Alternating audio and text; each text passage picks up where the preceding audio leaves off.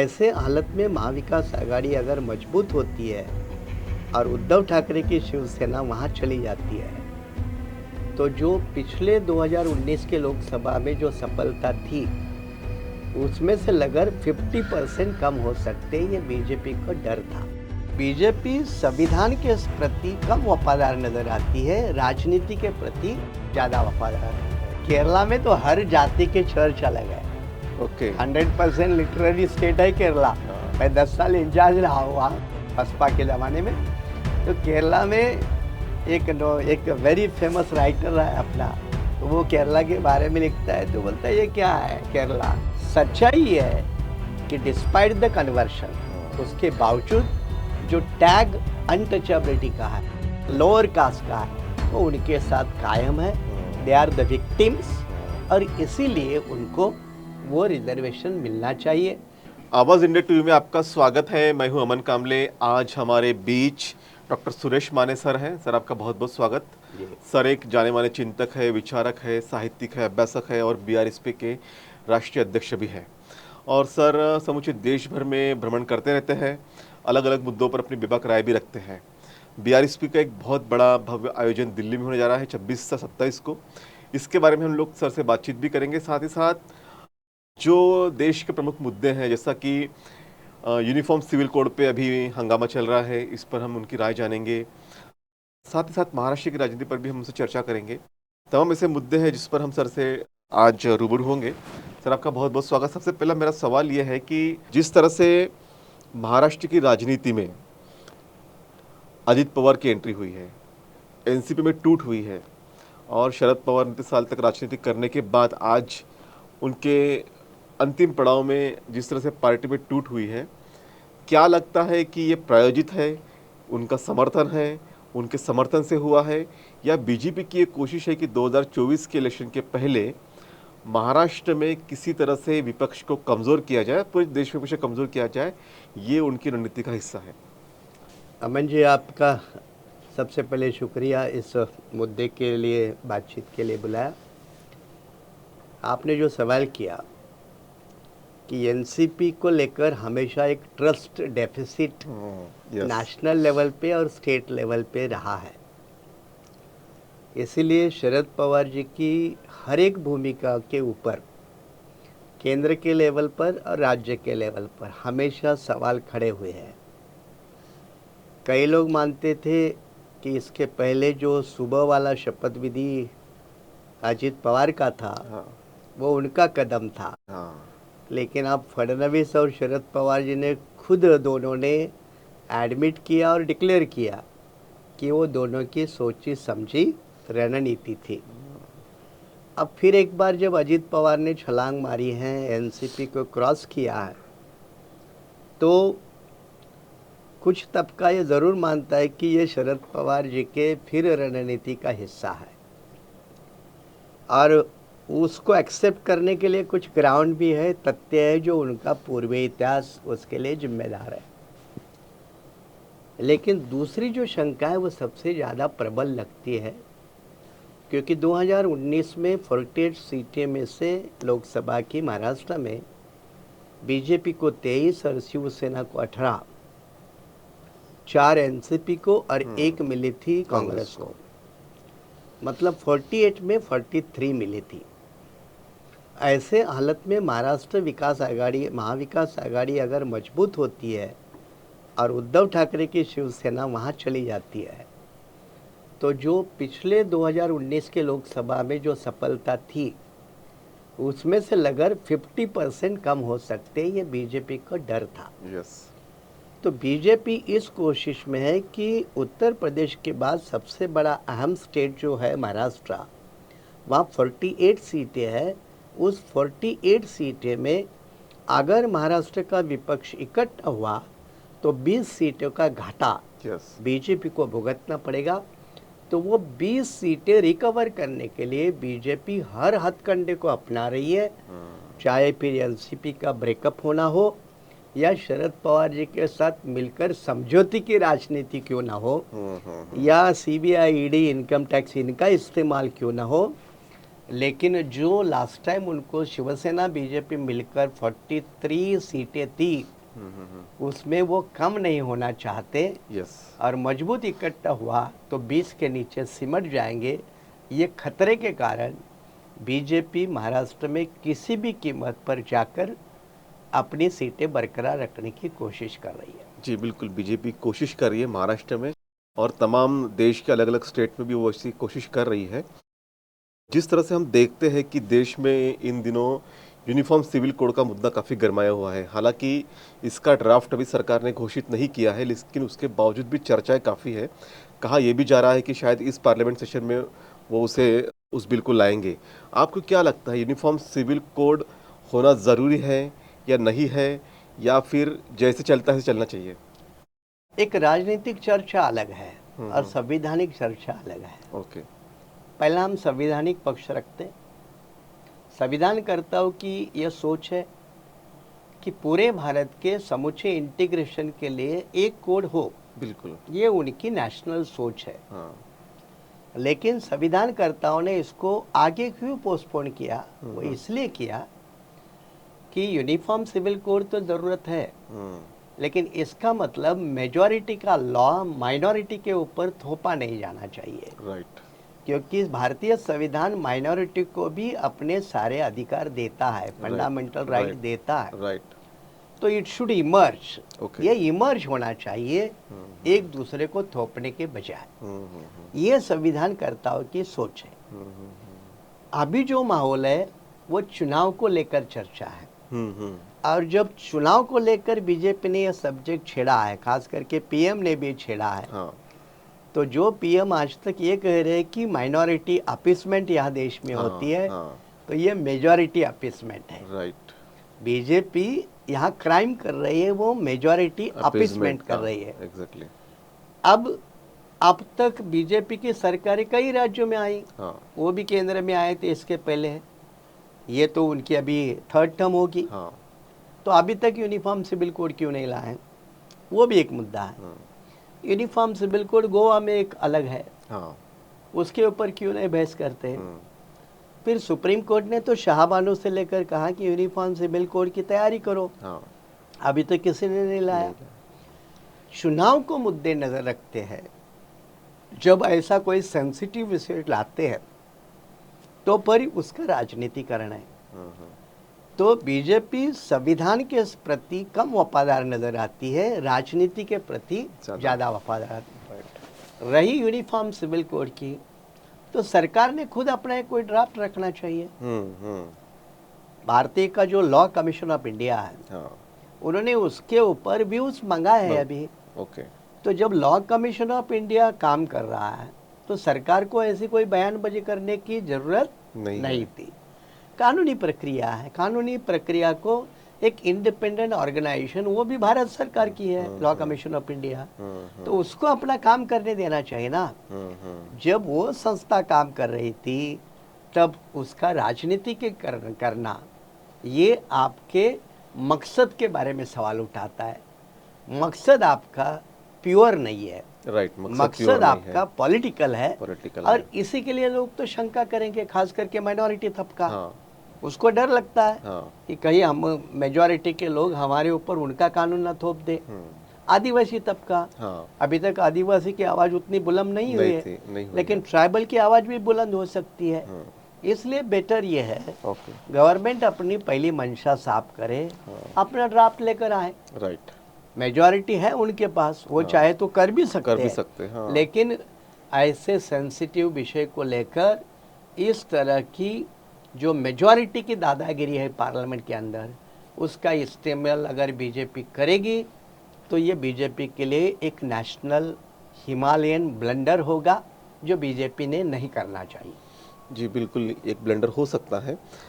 इसी तर्ज पे एक सवाल ये है कि इन दिनों काफ़ी एक मुद्दा सोशल मीडिया पर विशेषतः छाया हुआ है और सुप्रीम कोर्ट में भी उस पर बहस हो रही है कि जो दलित क्रिश्चियन हैं और दलित मुस्लिम हैं, उनको भी एससी का रिजर्वेशन मिलना चाहिए, क्योंकि अभी वो इस दायरे में नहीं आते। तो कई जो चिंतक हैं वो कहते हैं कि ऐसा नहीं होना चाहिए, क्योंकि ऑलरेडी मुस्लिम्स को ओबीसी में रिजर्वेशन मिलता है। तो उनके तरफ जो जातियां हैं उनको रिजर्वेशन मिलता है। तो क्या आपको लगता है कि एससी के रिजर्वेशन की दायरा बढ़ना चाहिए? फिलहाल केवल सिख और हिंदू और बुद्धिस्ट इनको ही मिलता है जो अनुसूचित जाति के लोग हैं। कानूनी पोजीशन ये है कि आदिवासी कोई भी रिलीजन एक्सेप्ट कर ले तो भी उसको रिजर्वेशन मिलता है। अच्छा, ओके। इसलिए लक्षद्वीप सीट देखी है, हाँ, सारे मुस्लिम सारे हैं, मुस्लिम हैं। लेकिन that is reserve for ST. ST, right. PM Sayeed थे पहले, हाँ, हाँ, स्पीकर हाँ, मुस्लिम आदमी थे, मुस्लिम थे। लेकिन रिजर्व सीट थी, अभी भी सेम है। ओके, तो ट्राइबल के लिए रिलीजन की लिमिटेशन नहीं है, ओके। लेकिन दलित के लिए है। हाँ, इसका कारण भी लगाया है कुछ लोगों ने कि भाई वो जब दलित से लेकर मुस्लिम बनते हैं, क्रिश्चियन बनते हैं, तो उनका सोशल स्टेटस चेंज हो जाता है। हाँ, इसलिए वो they remain no longer as the schedule caste. ये Right. उनकी आर्ग्यूमेंट है। राइट। मुसलमान को लेकर एक आर्ग्यूमेंट अलग है, खास करके बीजेपी की, संघ परिवार की, कि धर्म के नाम पर कोई रिजर्वेशन नहीं नहीं मिलना देना चाहिए, चाहिए, इसलिए वो विरोध करते हैं। लेकिन इस देश में अभी तक इस बारे में भारत सरकार के 6 रिपोर्ट आए हैं। माइनॉरिटी कमीशन का रिपोर्ट आया है, रंगनाथ मिश्रा कमीशन का रिपोर्ट आया है, कई रिपोर्ट आए हैं। अभी बालकृष्ण कमेटी भी उस पे बालकृष्ण कमेटी काम कर रही है। हाँ, तो ये रिपोर्ट में कहा है कि इनको रिजर्वेशन देना चाहिए। क्यों देना चाहिए?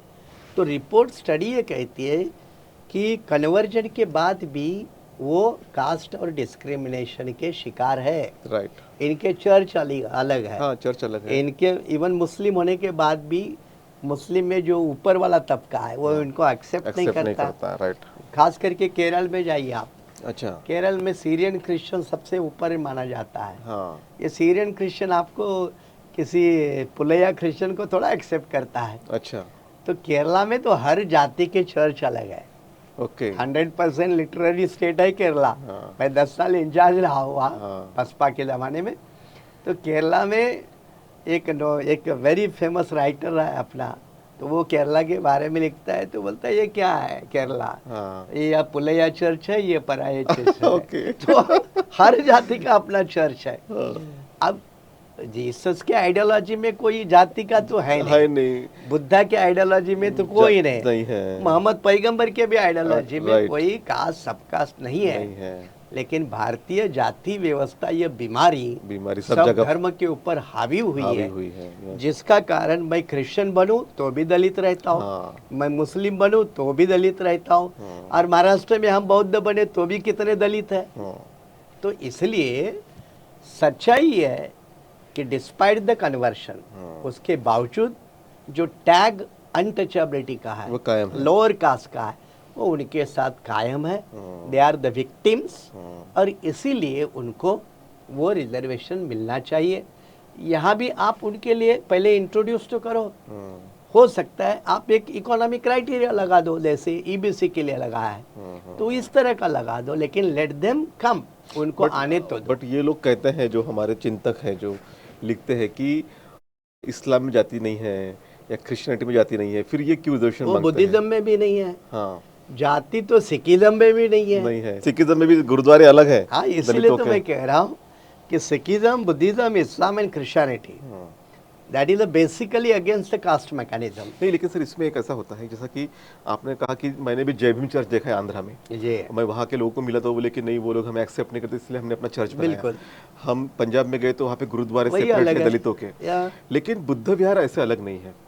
आप कनेक्ट हो सकते हैं, ट्रेडिशनल बुद्धिज्म भी बुद्धिस्ट भी आपको एक्सेप्ट करते हैं। तो ये एक पॉजिटिव ये है कि बुद्धिज्म सबको एक्सेप्ट करता है, वो कास्टिस के ऊपर नहीं रहता है, अलग आपके धर्म की बुद्ध विहार नहीं बनते। लेकिन ये दिक्कत यहाँ पे है कि यहाँ पे जाके भी आपको वही रहना पड़ता है। सिखिज्म, क्रिश्चियनिटी और इस्लाम, वहाँ आपकी मस्जिद भी अलग है, गुरुद्वारा भी अलग है, चर्च भी अलग है।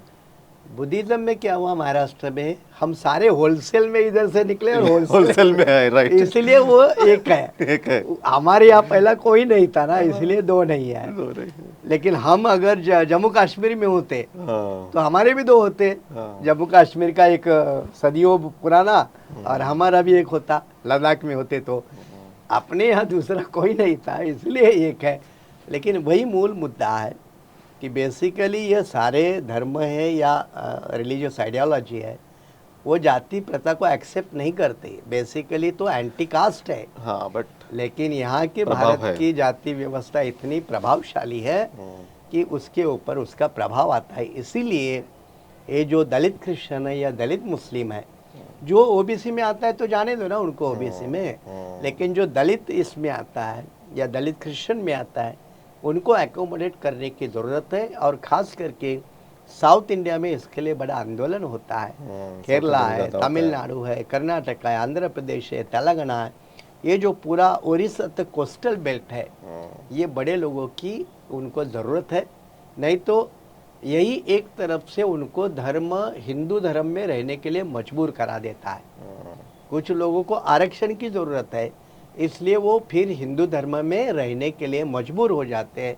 तो ये एक तरह का हिंदू धर्म में इनको टिकाए रखने का एक षड्यंत्र है। राइट, बिल्कुल ये सही बात कही आपने। अब हम कुछ पॉलिटिकल सवाल पर भी आते हैं कि जिस तरह से अभी दूसरी मीटिंग होने जा रही है, उसमें अभी 25 लोग विपक्षी दलों के शामिल बेंगलोर होने में। वाले हैं बेंगलोर में। या लेकिन इस मीटिंग में भी बीएसपी अध्यक्ष मायावती को इनवाइट नहीं किया गया है, और वंचित बहुजन आघाड़ी के प्रमुख जो प्रकाश अंबेडकर, इन्हें भी इनवाइट नहीं किया गया है। और कुछ दिन पहले शायद उनकी बात भी हुई थी केसी वेणुगोपाल से, लेकिन उसके बावजूद भी और काफ़ी चर्चा भी चली कि ये लोग शामिल हो सकते हैं। क्या वजह रही है, हो सकती है कि इतने बड़े जो एक बहुजनों का नेतृत्व करने वाले शख्सियत थे, इनको नहीं इनवाइट किया जा रहा है? उसका सीधा सटीक जवाब देता हूँ। जवाब हर कोई जानता है, यूपी वाले भी, देश वाले भी, महाराष्ट्र वाले में। हैसियत क्या है, ट्रस्ट क्या है, कैपेसिटी क्या है और नीति क्या है, ये 4 क्राइटेरिया लगा दे तो ये दोनों के ऊपर आजकल कोई भरोसा नहीं करेगा। नंबर 1। नंबर 2, ये टीम प्लेयर है ही नहीं, ये सोलो प्लेयर है। इनको टीम के साथ चलने की आदत नहीं है। हाँ, एक दिक्कत है, गठबंधन की आदत नहीं है। और तीसरी क्लियर बात, मायावती ने जब कॉमन सिविल कोड जैसे मुद्दे को भी समर्थन दिया, हाँ, यूसीसी को भी समर्थन दिया है। तो ये इनडायरेक्टली आरएसएस बीजेपी की नीति है। अब उनकी क्या मजबूरी है वो मायावती जाने। प्रकाश अंबेडकर की पॉलिटिक्स महाराष्ट्र में बेभरोसी की पॉलिटिक्स है हमेशा। 2019 में उसका अंबेडकर आंदोलन ने बड़ा झटका खाया है। अगर 2019 में प्रकाश अंबेडकर ईमानदारी के साथ चले होते तो हुकूमत महाराष्ट्र में अंबेडकरवादी लोगों की होती। बिल्कुल सही बात है। ये बहुत ही एक बेहतरीन मौका प्रकाश अंबेडकर के गलत पॉलिटिकल फैसलों के कारण हाथ से निकला है, जो दोबारा आना मुश्किल है। इसलिए प्रकाश अंबेडकर बाबा साहब का पुत्र होने के बावजूद भी अब नेशनल पॉलिटिक्स के उनके ऊपर कोई रिलाई नहीं करता है। पहले सीपीआई सीपीएम इनके दोस्त थे। मायावती को अभी उत्तर प्रदेश से एक बड़ा तबका था, इसलिए उनको किनारे मिलता था। अब उत्तर प्रदेश में हैसियत भी बीएसपी के देखे, लोकल बॉडी के चुनाव हुए, क्या रिजल्ट है, बुरे प्रदर्शन, तो उससे विपक्ष इनको हवा क्यों देगा। और इसलिए ये दोनों को भी सोचना चाहिए। सोशल मीडिया में इनके जो भक्त लोग हैं, चाहे मायावती के हो चाहे प्रकाश अंबेडकर जी के हो, दोनों के भक्त लोग कितने भी दोनों को प्राइम मिनिस्टर बनाए, आजकल दोनों के नाम का कोई नारा नहीं लगाता, देश का नेता कैसा हो। राइट। तो ये नारा नहीं लगाता ना, इसका प्रमुख कारण है कि जब जमीन खिसकती है तो राष्ट्रीय स्तर की अहमियत भी खत्म हो जाती है, और यही दोनों के बारे में हुआ। जी, अब हम लोग बात करते हैं बीआरएसपी पे। आप एक फ्रंट बीआरएसपी का बनाने की कोशिश कर रहे हैं महाराष्ट्र के लिए। कुछ समविचारी दलों से भी आपने गठबंधन करने की कोशिश की, मीटिंग भी हुई है, समाजवादी पार्टी के भी नेता उसमें थे, कुछ बहुजन आघाड़ी के भी लोग उसमें थे, और आप दिल्ली में भी अभी बीआरएसपी का आगाज़ करने जा रहे हैं, वहाँ पर आंदोलन भी है और ऑफिस का उद्घाटन भी है। तो बीआरएसपी की रणनीति क्या है आगामी लोकसभा चुनाव और विधानसभा चुनाव में? 2019 में भी जो बीजेपी आरएसएस फैसिस्ट मनोवादी ताकत है, जो भारतीय संविधान, लोकतंत्र प्रणाली, इनको जो ध्वस्त करना चाहती है, संविधान संस्थाओं को तहस नहस, और बीजेपी आरएसएस का एजेंडा लागू करना चाहती है, जो देश विरोधी है, संविधान विरोधी है, लोकतंत्र विरोधी है। इसलिए बीजेपी आरएसएस को रोकने के लिए मैं खुद महाविकास आघाड़ी में था और बाकी सारे पार्टी भी थी। तो हम लगभग 13 पार्टियां थी उसमें, कांग्रेस राष्ट्रवादी को छोड़कर, क्योंकि बीजेपी को रोकना है। और रोका भी गया 2.5 साल के लिए। अलग तरीके से रोका गया। उद्धव ठाकरे डिफेक्ट हुए और उसको महाविकास आघाड़ी ने प्रमोट करके बीजेपी को 2.5 साल के लिए तो रोका था। अब ये नीति अभी भी वही है कि महाविकास आघाड़ी की जो प्रमुख पार्टियां टूट रही है, तो हम 13 पार्टी के लोग क्या करें। तो हम 13 पार्टियों ने 1 साल से अपनी एक प्रागतिक मोर्चा के नाम पे फ्रंट का गठन किया, जिसमें कौन है, तो राजू शेट्टी है, सीपीआई है, सीपीएम है, जनता दल है, समाजवादी पार्टी है, बीआरएसपी है, फिर ये शेकअप है। तो ऐसे हम 13 पॉलिटिकल पार्टीज हैं। फिर और अन्य छोटी मोटी सीपीआई, एमएल वगैरह ऐसे हैं, लाल निशान पक्ष, सारे 13 पार्टियां। तो फिर 13 पार्टियों ने पिछले 1 साल से अलग अलग जगह पे मीटिंग करके एक इंटरनल सीमेंटिंग किया, जिसके कारण अभी 9 और 10 को एक बड़ा सम्मेलन हम लोगों का पब्लिकली इन सारे पार्टियों के सिलेक्टिव वर्करों का, जिसमें लगभग 1200-1300 वर्कर 2 दिन का पूना में कन्वेंशन हुआ। तो उसमें हम लोगों ने ये नीति बनाई है कि एक तरफ तो आरएसएस बीजेपी को रोकना है, लेकिन एक अल्टरनेटिव पॉलिटिक्स की ज़रूरत है। राइट। एक पॉलिसी की ज़रूरत है। वो महाराष्ट्र में जनता के मुद्दों को लेकर सामने आना चाहिए।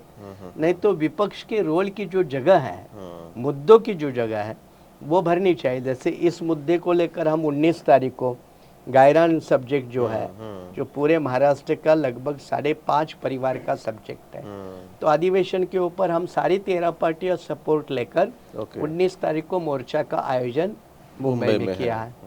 अब रही बीआरएसपी की बात, ये एक तो स्टेट लेवल की पॉलिसी हुई।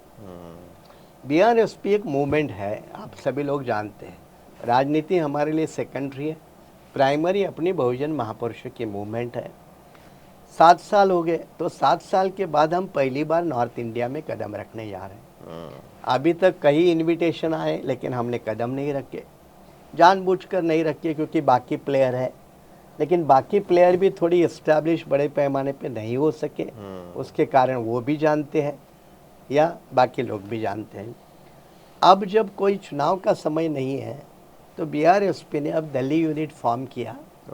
और 24 तारीख को बीआरएसपी का दिल्ली कार्यालय हम उद्घाटन करने जा रहे हैं।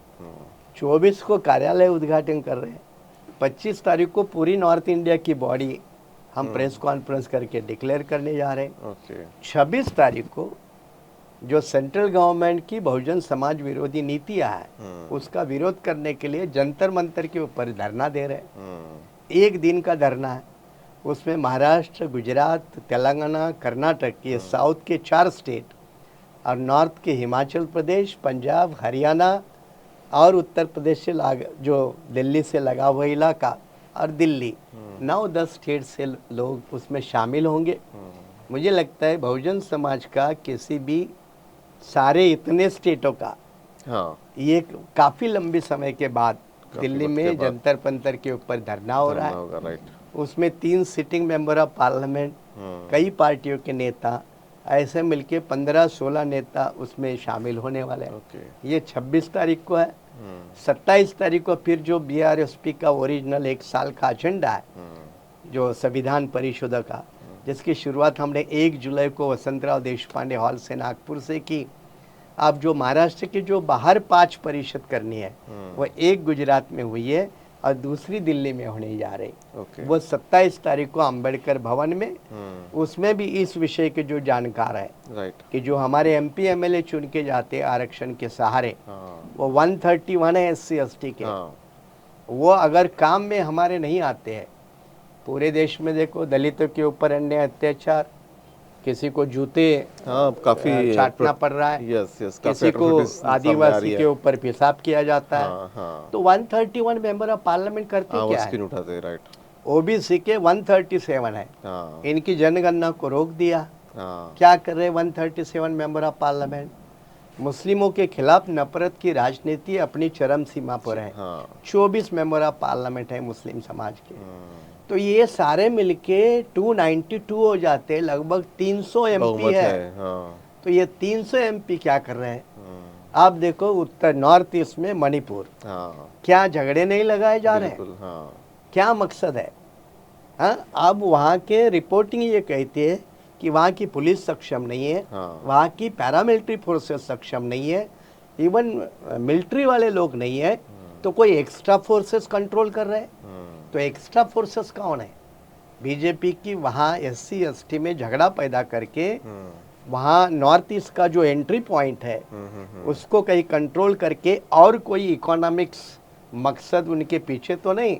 ये भी एक बड़ा षड्यंत्र है, लेकिन इसके बारे में बोलने वाले कोई नहीं है। बिल्कुल। तो हमारे मेंबर ऑफ पार्लियामेंट बाबा साहब के पॉलिटिकल आरक्षण के मेहरबानी से अगर जाते हैं तो अब उनको रोकना है या उसमें कुछ सुधार करना है। ये जो BRS पे का एक लंबा सब्जेक्ट है राइट। जो बाबा साहब के समय से चला आया, उसको लेकर 27 तारीख को विचार संगोष्ठी का आयोजन दिल्ली में है। जी बिल्कुल। तो एक बड़ा आयोजन दिल्ली में आप कर रहे हैं और उसके लिए आपको बहुत बहुत साधुवाद और मंगल कामनाएं भी। जी। और महाराष्ट्र में भी आप एक फ्रंट बना के रोकने की कोशिश करेंगे बीजेपी को। तो बहरहाल आप हमारे बीच में, और आपसे हमने कुछ राजनीतिक सवाल भी साझा किए और UCC के बारे में भी चर्चा हुई, और काफ़ी जो विषय था इम्पोर्टेंट जो SC के रिजर्वेशन के संदर्भ में, उस पर भी आपने बेबाकी से अपनी राय रखी है। तो सर आप हमारे बीच में और हमसे बातचीत की, उसके लिए आपका बहुत बहुत शुक्रिया। जी, आपको भी शुक्रिया, और आपको भी 26-27 के लिए इनविटेशन फॉर दिल्ली।